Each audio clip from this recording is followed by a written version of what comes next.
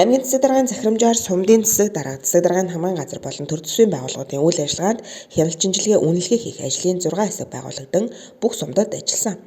Ажлын хэсэг бүрэн бүрэлдэхүүнээр өнгөрсөн 7 хоногт аймгийн төв буюу Сүхбаатар суманд ажилласан дүнгийн хурлаа өчигдөр буюу 1-р сарын 17-нд хийлээ.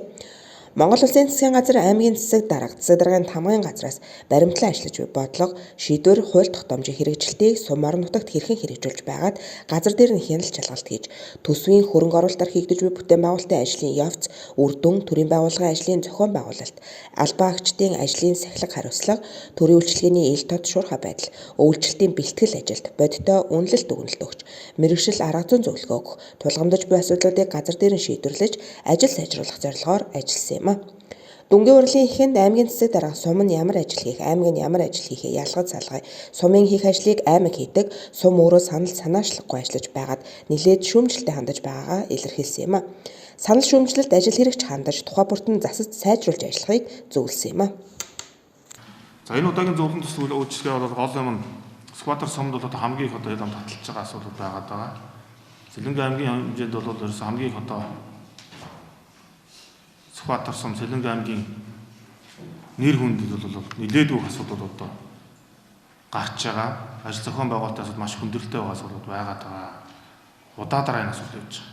Дээрээс нь ажлын хариуцлага асуудал нэлээд бүх гарч ирж байгаа. Тийм учраас ямар ч байсан өнөөдрийн дүгнэлтийг энэ ажлын хэсгийн бүрэлдэхүүн явж хөгжлийн газар дээр нь үтсэн байгаа. Энэ дээрээс ер нь хэсэгчилж сум нь ямар ажиллаа хийх юм, аймаг нь ямар ажил хийх юм, улсын хурлын гишүүд нь ямар ажил хийх юм, энэ асуудлыг үзэгцэж байна.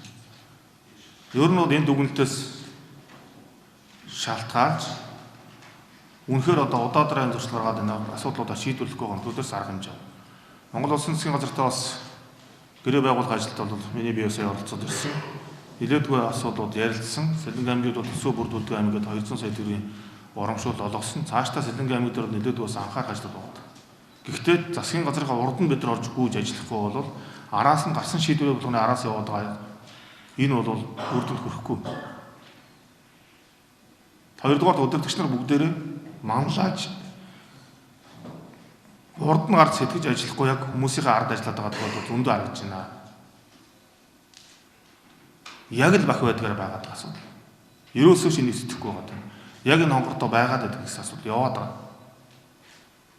Миний хувьд аймгийн засаг болсон сошиал бүх удирдлагуудыг чөлөөтөө явж ажиллаа хөөцөлдөг өөр чиглэлийг өгч байгаа.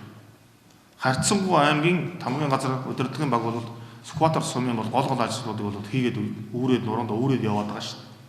Маш их боломж байгаа. Баг болохгүй харамж байгаа асуудууд ингэ байгаа шүү. Тийм учраас өнөөдрийн бас энэ хэлэлцүүлэгт орсон илээдгүй анхааралтай өөрсдөө салбар болгоны шүүмж болгоныг энэ над руу дайрдаг гэж ойлгодог цагаар тэрийг хаях хэрэгтэй. Энэ миний алдааг ингэж харсан байна. Энэ алдааг би яаж засах гэдэг асуудал дээр анхаарч ажиллах хэрэгтэй. Шүүмж хүлээж авах ойлчихсон. Энэ намайг тэгж доромжлоо, энэ ингэлээгээд хил ам татлагаас илүүгээр миний алдаа энэ байсан юм гэдэг алдаанууд олж авах гол зорилго. Сүхбаатар сумын багуудад ажилласан ажлын хэсгүүд дүгнэлтэд танилцууллаа. Дүгнэлтээр албан бичиг хөтлөлт, баримтчгийн тал дээр нийтлэг алдаа дутагдал байгааг дурдж байсан юм. Сүхбаатар сумын засаг даргын хамгаан газрын хувьд цаг бүртгэл хангалтгүй байгаа тул ажилчдын цагийг бүртгэлийг хийх, сул оронтойг хууль дүрмийн дагуу нөхөж ажиллах, албан ёсны цахим хуудсыг шинжлэх, мэдээллийн баяжилт хийх, нийтийн мэдээллийн ил тод байдлыг хангаж ажиллахыг анхаарууллаа. Мөн хийсэн ажил арга хэмжээний тайлан, улирал бүр аймгийн засаг дарга тайлагнаж ажиллах чиглэл өгсөн юм. Тайлангийн хурлын төгсгөлд аймгийн засаг даргын зүгээс хэд хэдэн асуудалд анхаарч ажиллах талаар болон холбогдох мэдээллүүдийг өгсөн юм. Сүхбаатар сумын сум хөгжүүлэх сан буюу одоогоор хоршоо хөгжүүлэх сангийн иргэн төлөлт маш муу байна. Хангалтгүй байгаад бол иргэн төлөвлөх тал дээр яаралтай арга хэмжээ авч хууль хяналтын байгууллагаар шийдвэрлүүлэх үүрэг чиглэлийг сумын засаг даргад өглөө. 2023 онд аймгийн төсөөс Сүхбаатар суманд 5.3 тэрбум төгрөг төсөөлөгдсөн. Төсөв хөрөнгийг хангалттай тавьж өгсөнд бол оновчтой зарцуулах, хит олон жижиг зүйлд хөрөнгө оруулалт хийхгүй байх, үр дүнтэй, иргэдэд нээн тэргуунд хэрэгцээ шаардлагатай зүйлд хөрөнгө оруулалт хийж ажиллах. Гэрээгээр гүйцэтгэж байгаа ажилд Улаанбаатар хотоос ирсэн шаардлага хангахгүй компанитай гэрээ байгуулахгүй байхыг сануулж, орон нутгийн аж ахуй нэгжүүдээр хийлгэж, тэднийг дэмжиж ажиллахыг анхааруулсан юм.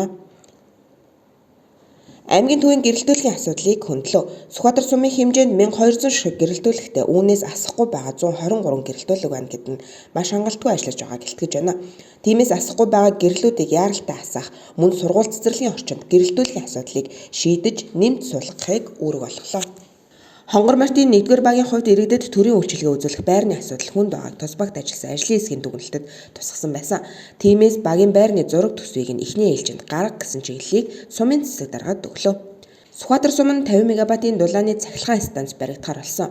Иргэдийн зүгээс 1-р баг буюу Корпс барих талаар санал гаргаад байсан юм. 50 мегаваттын дулааны цахилгаан станц баригдвал өдөрт 1000 тонн нүүрс зөөнө. Энэ нь ойролцоогоор 40 машин аймгийн төвөөр дайрч өнгөрөн төвөөс өөр тойрч очих зам байхгүй тул боломжгүй гэсэн тайлбарыг хийсэн юм а. Мөн гурвалжингийн улзураас төв рүү орж ирэх замыг өргөтгөж 4 игнэ болгоно. Эхний ээлжинд замыг чөлөөлж байгууллагын хашааг татуулах чиглэлийг өгсөн байна. Сэлэн аймаг эрүүл малтай болно. Малын үлийн татварын 30 хүртэлх хувийг малын өвчнөөс урьдчилан сэргийлэхэд зарцуулна.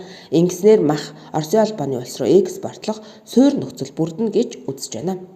Аймгийн засаг дарга Дөнгөгийн хурлын төгсгөлд өгсөн үүрэг чиглэлийн дагуу хариуцсан ажлаа чанартай санал санаачлахтай гүйцэтгэхийг мөн ажил үүргийнхээ хуваарийг даагаад явбал төрийн ажлын ачаалал буурч үр дүн гарна гэдгийг онцолсон юм а.